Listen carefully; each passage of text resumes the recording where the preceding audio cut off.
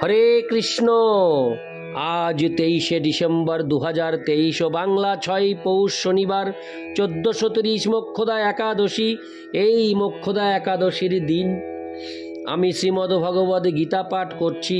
আজ আমি পাঠ করছি শ্রীমদ্ ভগবদ গীতার অষ্টাদশ অধ্যায় মোক্ষ যোগের শ্লোক 69, 70, 71 ও 72। অচ্যুতম কেশবম কৃষ্ণ দামোদরম রামো নারায়ণম জানকী বল্লভম। অচ্যুতম কেশবম কৃষ্ণ দামোদরম রামো নারায়ণম জানকী বল্লভম। কে বলেছে ভগবান দেখা দেয় না, ভক্ত মীরার মতো প্রাণ ভরে ডাকো না। কে বলেছে ভগবান দেখা দেয় না, ভক্ত মীরার মতো প্রাণ ভরে ডাকো না। শ্লোক 69। ন চ তস্মান্ননুষ্যেষু কশ্চিন্নে প্রিয়কৃতম ভবিতা ন চ মে তস্মাদন্য প্রিয়তর ভুবি। অনুবাদ: এই পৃথিবীতে মানবকুলের মধ্যে তার থেকে অধিক প্রিয়কারী আমার কেউ নেই এবং তার থেকে অন্য কেউ আমার প্রিয়তর হবে না। ইতি শ্লোক 69। শ্লোক 70।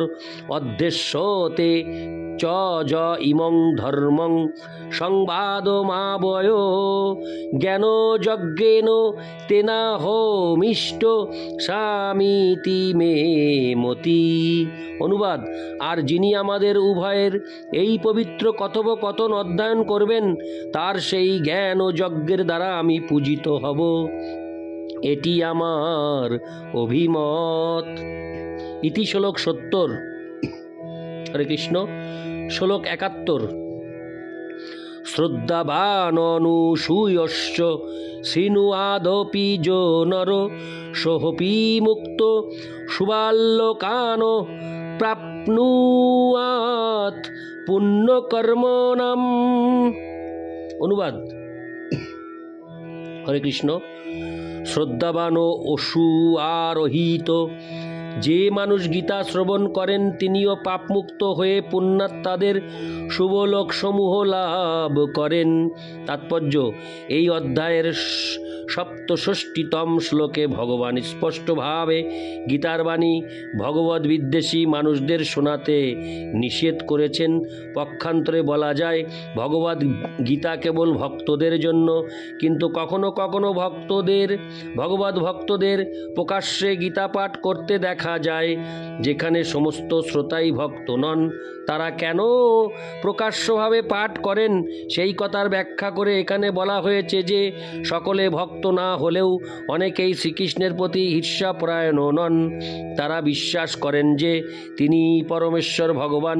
এই ধরনের মানুষেরা যথার্থ ভগবদ ভক্তদের কাছ থেকে ভগবানের কথা শ্রবণ করার ফলে তৎক্ষণাৎ সমস্ত পাপ থেকে মুক্ত হন এবং তারপর সেই লোক প্রাপ্ত হন যেখানে সমস্ত সাধু মহাত্মারা অবস্থান করেন। সুতরাং যে ব্যক্তি এমনকি শুদ্ধ ভগবদ ভক্তি লাভের প্রয়াসী নন, তিনিও কেবল ভগবদ গীতা শ্রবণ করার ফলেই পুণ্যকর্মের ফল লাভ করেন।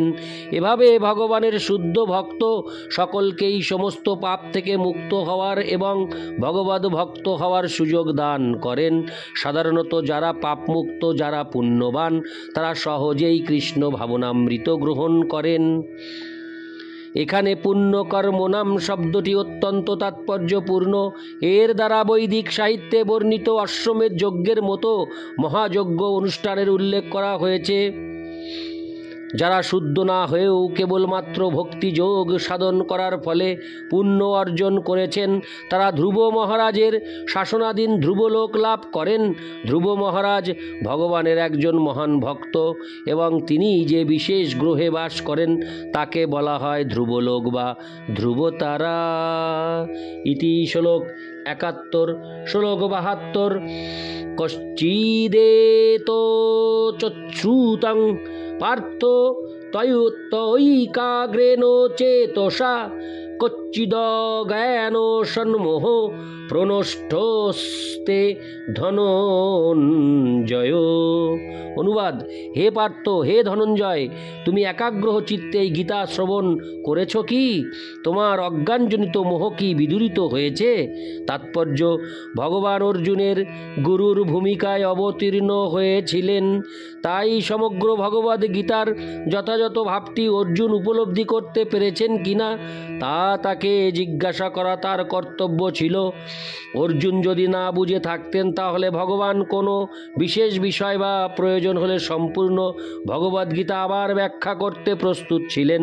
প্রকৃতপক্ষে কেউ যখন শ্রীকৃষ্ণ বা তার প্রতিনিধি সদ্গুরুর কাছ থেকে ভগবদ্গীতা শ্রবণ করেন তার সমস্ত অজ্ঞানতা তৎক্ষণাৎ বিদূরিত হয়।